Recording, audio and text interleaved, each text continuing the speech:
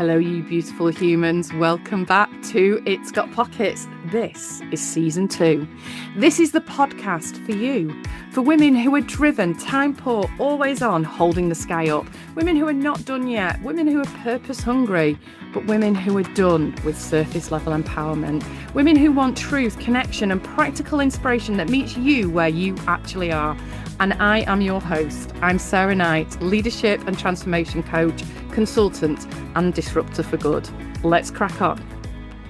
This episode is brought to you by the frankly fabulous Birkdale Insurance Group. They're a brilliant people-first business, and for them, that means having the important conversations about who gets a seat at the table. Let's get stuck in. Welcome back to It's Got Pockets, season 2. I'm absolutely buzzing you're here. I'm sat in my little office, Brew on one side, Winnie, the dog, if you remember, snoring somewhere. And I've been itching to get back into this with you. When I started this podcast way back when, I think it was in February last year, with bugger all budget, and Mike had convinced myself was professional, and every ounce of northern grit that I had no clue where it would go. I just wanted to make something real, something honest, something human. I wanted an opportunity to wang on about the stuff that really mattered to me, the stuff that I think really matters to you.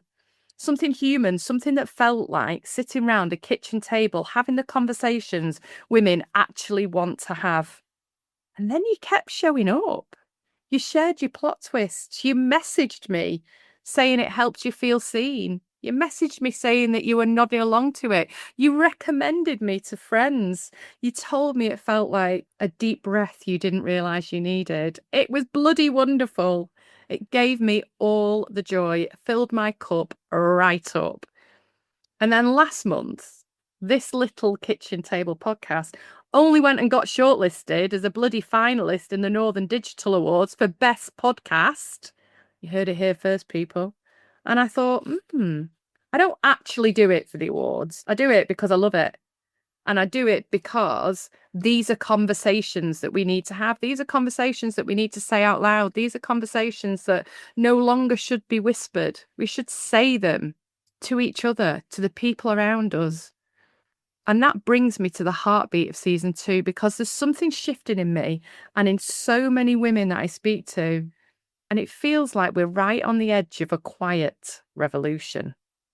The revolution we didn't expect. The one that I didn't think would actually land quite so firmly at level 52. Because here's the thing I crave now is peace and stillness. Not instead of adventure. I still want adventure, but I want adventure on my terms. It doesn't always need to be adrenaline fueled. I live my life on adrenaline with all the stuff and the shit that goes on, all the load that we have to carry. I don't need to throw myself down a mountain or pretend that roller coasters are fun. Yes, I am that parent that has never taken her children to Alton Towers. Who wants to fucking do that?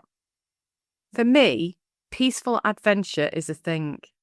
A walk up Snowdon, that first lungful of clean air at the top, the kind of excitement that's more settled, deep. The excitement you feel when you're sat in your PJs with your best mates on a Saturday afternoon laughing till your face aches. That's still adventure. It's just not the chaos kind. So I crave peace and stillness. Adventure that doesn't require an ambulance, excitement that doesn't need external approval. And I crave not having to prove myself to get that seat at the table, because I know I deserve it and I own that seat. I'm not having to prove myself first. Prove myself to who is the question. I don't want another bloody reinvention just for the sake of it. Not worrying what anyone thinks about my decision to stay in, cook dinner with friends, and leave the nostalgia of 90 clubs exactly where it belongs in 1998. I am a fan of the afternoon drink, because then I can get in my jimmies by 9 o'clock. I know it's so not cool, but it gives me all the joy. And then I hear my mum's voice really clearly. All I want is some peace and quiet. And I used to hear her saying that, and I might have rolled my eyes a few times. And now I realise that I mutter it under my breath, possibly multiple times a day. My mum knows things. She knew it. She was craving the peace and quiet. We've all been there. That's what we want, that bloody peace and quiet. Because underneath that sentence is a truth that so many women with lived experience whispered to me these days. Not dramatically. Not a sell everything and move to Cornwall way. Oh, actually, hang on. That's a bit of a crap idea because I do spend most of my holidays when I go down to Cornwall Googling houses by the sea, like I'm about to start a brand new coastal chapter. So maybe that's not the best example. But the feeling, the need for peace and stillness, for quiet, it's soft, it's steady. It surfaces when something true is trying to get your attention, when you feel right, when you feel at ease with something. And I know through talking to the women in my world that actually women are dreaming of a quietly successful life. We're not interested in that fanfare anymore. It's not about being smaller. It's not about dimming our light. It's not about being any less ambitious. It's just about turning the noise down. Quiet like confidence when it grows up. Quiet like peace when you stop performing being strong. Quiet like that moment that the world and his wife, the dog, and every other person stops tugging at your sleeve. And I know recently exactly the moment that this ricocheted through my very soul. It was a few months ago, and I'd had a whole day of workshops. I've been delivering all day, and it absolutely brings me joy. That is the heartbeat of what I do. Talking to people, helping people, training, developing, coaching.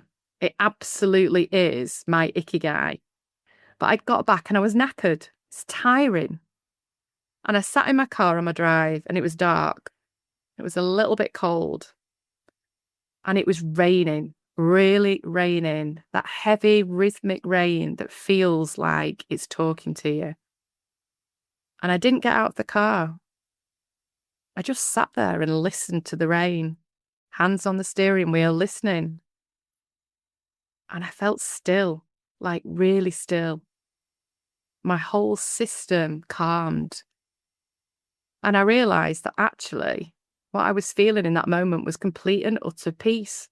I'd had a day of brilliant delivery. I'd done something I really loved.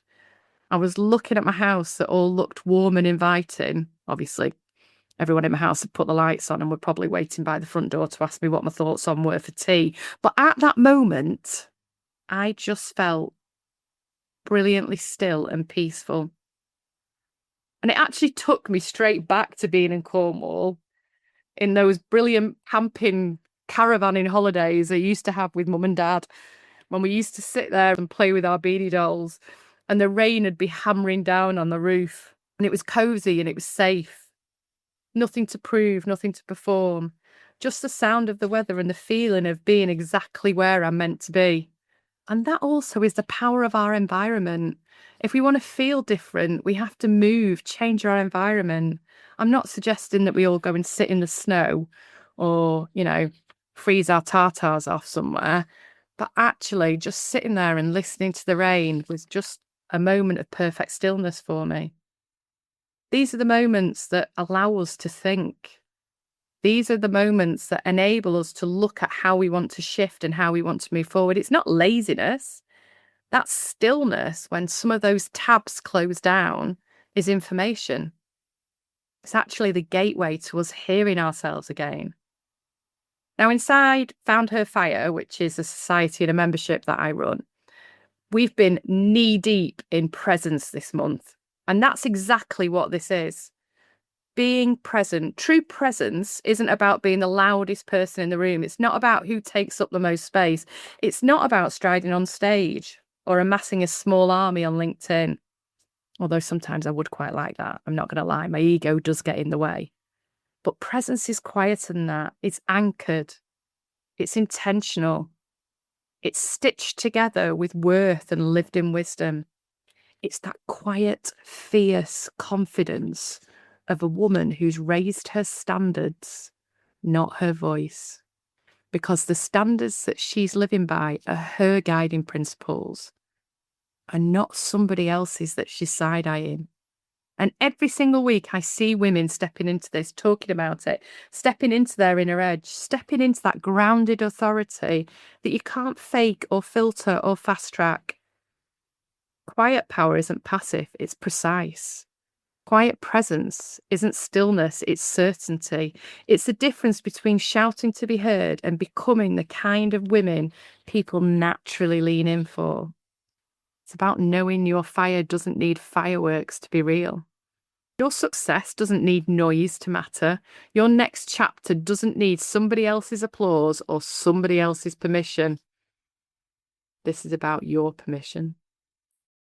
So maybe that's what season 2 really about. Not louder, not bigger, not busier. Maybe it's just about being more true. A season where peace and ambition sit together without competing. A season where you define adventure, excitement, and rest on your own terms. A season where you stop performing the life you think you should want and start acknowledging and recognizing and reflecting and realizing the one you actually do want. Whether that is getting in your jammies at 6 o'clock or, all power to you if you still want to go and get on that roller coaster in Alton Towers. Takes us all. And this season on It's Got Pockets, on my solo episodes, I'm going to leave you with a question just to reflect on, just to think about for a moment in that nanosecond of stillness as this podcast ends. So here's the question I want to leave in your pocket this week. Where in your life do you need to turn the noise down? Not to disappear, but to hear yourself again. Maybe sit with that. If you're a fan of journaling, journal with it. Where do you want to turn the noise down? And remember, quiet isn't the absence of fire.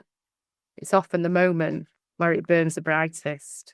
So let's crack on with our season 2.